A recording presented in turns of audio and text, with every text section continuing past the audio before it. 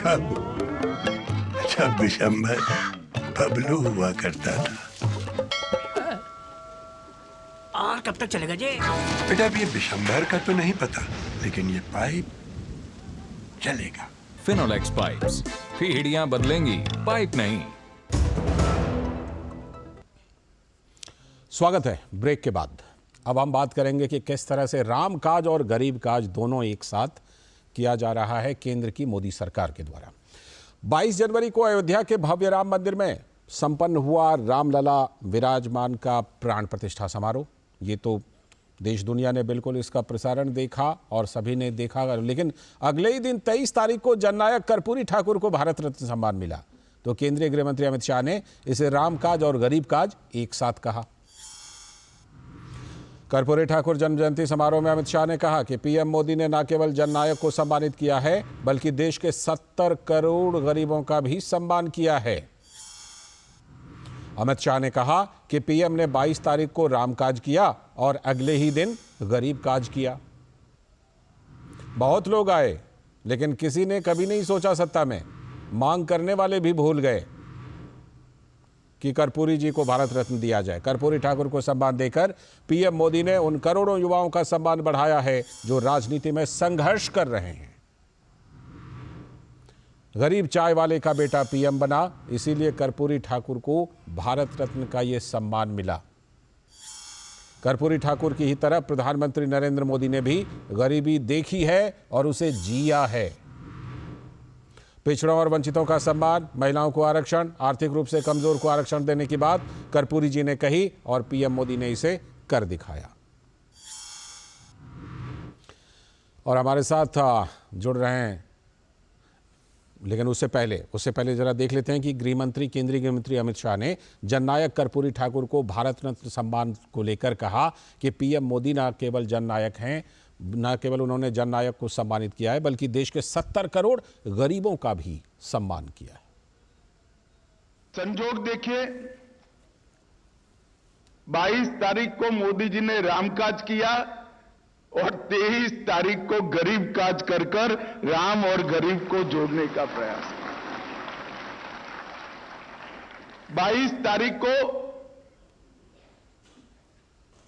500 साल से प्रतीक्षित सभी राम भक्तों का एक स्वप्न कि रामलल्ला टेंट से निकलकर भव्य मंदिर में विराजे, उसको पूरा किया।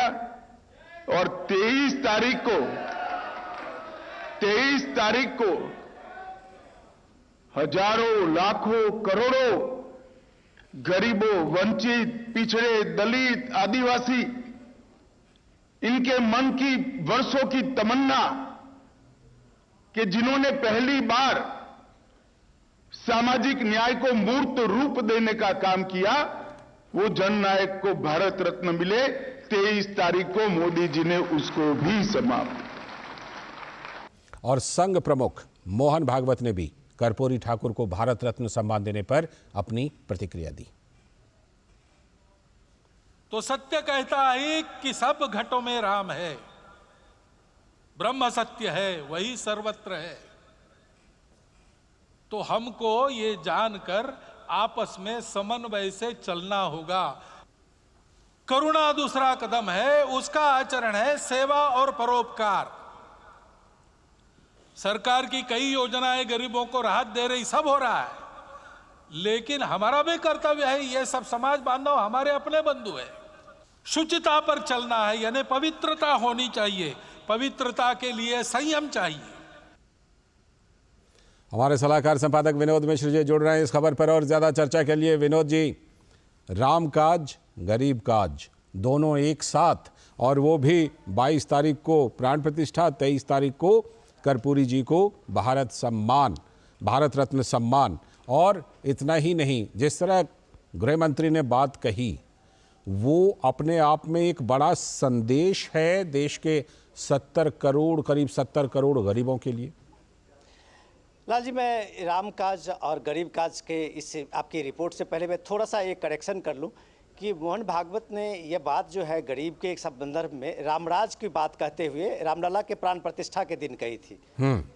और वो अयोध्या में जब मोहन भागवत थे प्राइम मिनिस्टर मोदी के उद्बोधन से पहले, तो उन्होंने ये बात कही थी कि रामराज की जो कल्पना है उस कल्पना में शुचिता और करुणा का क्या महत्व है।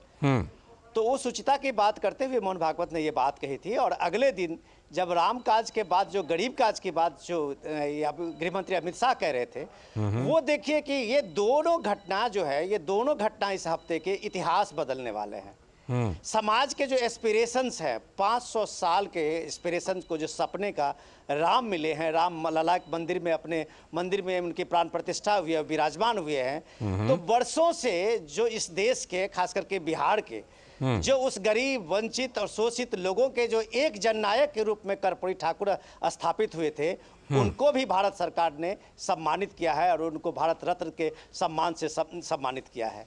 तो ये दोनों चीज जो है ये बताती है संवेदना की, करुणा की, कि आप जब उसमें लोगों के साथ, उन लोगों के साथ, उन जननायक के साथ में, आप उनके साथ में उनके कर्तव्यों को लेके, उनके जो काम किए हुए उन चीज़ों को दुनिया के सामने में या उस नई पीढ़ी के सामने में रखते हैं, तो ये एक बड़ा संदेश जाता है।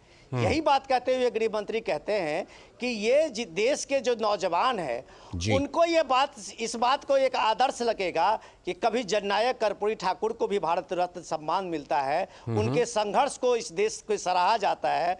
तो राजनीति में वो संघर्ष करते हुए जब पीएम मोदी, एक चाय वाले का बेटा, वो बताते हैं कि जब प्रधानमंत्री बनता है तभी किसी जननायक कर्पूरी ठाकुर को भारत रत्न मिलता है। ये बहुत कमाल की बात है और ये सोचने की बात है कि कर्पूरी ठाकुर को मरने का कम से कम 30 साल हुए हैं। इन सालों में कितने प्रधानमंत्री आए और गए, क्यों नहीं किसी को ये लगा, क्यों नहीं लगा किसी को कि ये कर्पूरी ठाकुर, जननायक कर्पूरी ठाकुर, जो इतने करोड़ों लोगों के आदर्श रहे हैं, जिन्होंने भारत में राजनीति में शुचिता की, ईमानदारी का उन्होंने एक ये आदर्श स्थापित किया था, उनको भी भारत रत्न मिले। ये आते आते पीएम मोदी के ही आने के साथ ही हुआ है। तो ये सारी चीजें बताती है कि जो समाज कल्याण है, राम काज के साथ साथ समाज का काम, गरीबों का भी जो है, वो इस मोदी सरकार की प्रायोरिटी है। इसलिए कर्पूरी ठाकुर जब पीएम मोदी के सामने में कर्पूरी ठाकुर आदर्श होते हैं और कोई दूसरा नाम उनके सामने में आदर्श नहीं होता है। तो राम काज के बाद गरीब काज जो अमित शाह ने कही है, यह बात सचमुच में, ये दोनों एग्जाम्पल आपको इस हफ्ते में मिली है। बिल्कुल, और ये पूरा उदाहरण पेश किया है। बहुत बहुत शुक्रिया विनोद जी जुड़ने के लिए, इस खबर पर चर्चा करने के लिए। और इसी के साथ आज के इस वक्त में इतना ही। कल फिर हम हाजिर होंगे इस वक्त लेकर, लेकिन इस बीच डीडी न्यूज़ पर खबरों और कार्यक्रमों का सिलसिला लगातार जारी। हमें दीजिए अनुमति। नमस्कार।